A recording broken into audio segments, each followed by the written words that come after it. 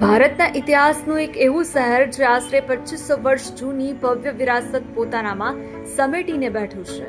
આપણે વાત કરી રહ્યા છીએ પ્રધાનમંત્રી નરેન્દ્ર મોદીના ગૃહનગર વડનગરની. આ ઐતિહાસિક શહેર હવે વિકાસની એક નવી મિસાલ કાયમ કરવા જઈ રહ્યું છે.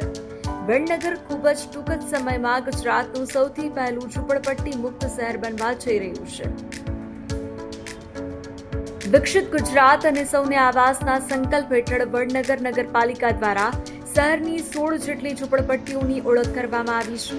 આ વિસ્તારોમાં રહેતા ગરીબ પરિવારોને સન્માનજનક પાકા મકાનો આપીને તેમનું યોગ્ય પુનર્વસન કરવાની પ્રક્રિયા પૂરજોશમાં ચાલી રહી છે. કાચા મકાનોમાંથી મુક્તિ મેળવીને પાકા ઘરમાં જવાનો આનંદ અહીંના સ્થાનિક નાગરિકોના ચહેરા પર સ્પષ્ટ જોઈ શકાય છે.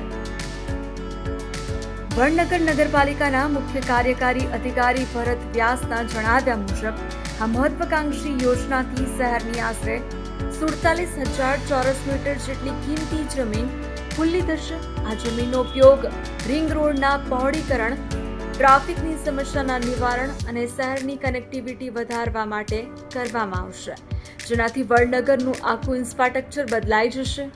વડનગર વિસ્તારમાં કુલ 16 જગ્યાએ સ્લમ પોકેટ આવેલા છે, જે મુખ્ય અમારા રિંગ રોડની આજુબાજુ છે.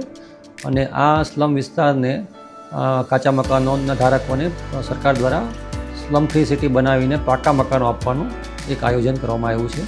કુલ 47,000 ચોરસ મીટર જગ્યા આનાથી ખુલ્લી થશે.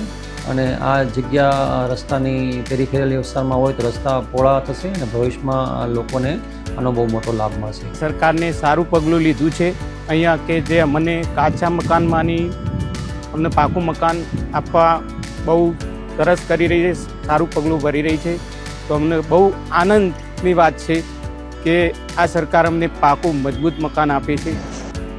પોતાની ભવ્ય વિરાસત અને પ્રાચીન સંસ્કૃતિને જાળવી રાખવાની સાથે વડનગર આજે આધુનિક અને સર્વસમાવેશી શહેરી વિકાસનું ઉત્તમ ઉદાહરણ બની રહ્યું છે.